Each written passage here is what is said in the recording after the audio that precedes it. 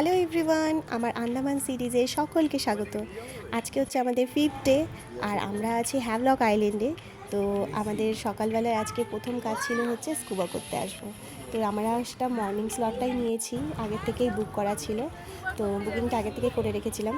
তো এই যে আমরা চলে আসছি, আমি, আমার বোন, আমার হাজব্যান্ড তিনজনে এসেছি আর বাচ্চাদেরকে রিসর্টে রেখে আসছি আমার বোনের হাজব্যান্ডের কাছে। ও করবে না, যেহেতু দুটো ছেলে মানে বাচ্চা আছে, ওদেরকেও একটু দেখতে হবে, তো ও আসেনি।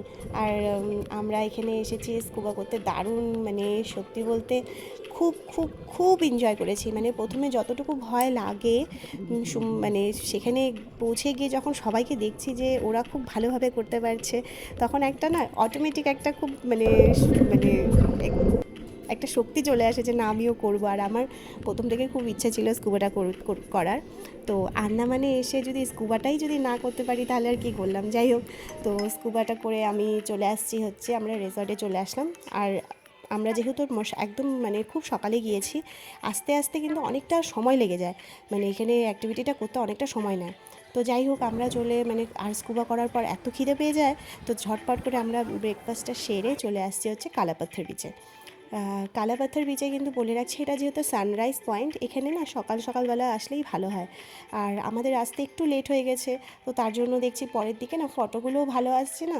আর যেহেতু মানে তখন একটু ফাঁকাই ছিল, যাই হোক, তো আমরা সেখানেও একটু ফটোশ্যুট করলাম, তারপরে অনেকটা টাইম থাকলাম। কালাপাথর বিচটাও খুব সুন্দর লেগেছে এই বিচটা, তবে একটু যদি মর্নিং টাইমে যেতে পারতাম খুব ভালো হতো। মর্নিং টাইমে গেলে মানে বেশি ভিউটা সুন্দর থাকে। যাই হোক, তো ওখানে তো অনেকটা টাইম থাকলাম।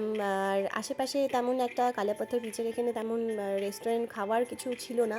আর আমরা যেহেতু এখানে লাঞ্চটা আমরা এখানে করব, তো আমরা এখান থেকে চলে গেলাম হচ্ছে গোল্ডেন স্পুন বলে একটা রেস্টুরেন্ট। আমাদের যে অটো অটো ড্রাইভার ছিল সেই নিয়ে গেছে আমাদেরকে। আর বলছি খুব খুব খুব দারুণ টেস্টি খেতে এখানকার প্রত্যেকটা খাবার।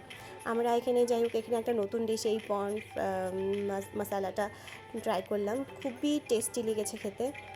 আর তারপরে ওখান থেকে চলে আসলাম আবার রিসর্টে এসে আস্তে আস্তে মোটামুটি সন্ধ্যাই হয়ে গেছে। আর খুবই খারাপ লাগছিল আজকে, যেহেতু আমাদের হ্যাভলক আইল্যান্ডে আজকে লাস্ট ডে। এরপরেই আমরা একদম সকালবেলায় পরের দিন মর্নিংয়ে বেরিয়ে যাব নীল আইল্যান্ডের দিকে। তো তখনকার আমরা অনেকটা টাইম এখানেই রিসর্টেই থাকলাম, কারণ আশেপাশে এখানে ঘোরার জায়গাও তেমন নেই। আর নাইট লাইফ বলতে এখানে নেই বললেই চলে। তো মানে যারা এখানে ঘুরতে যায় মানে সবাই বেশিরভাগই এখানে হচ্ছে রিসর্টেই কাটায়। তো আমরাও শেষ লাস্টের দিনটা এই রিসর্টেই থাকলাম। আর আমাদের রিসর্টে যে বিচটাতে সেখানেই কাটালাম অনেকটা সময়।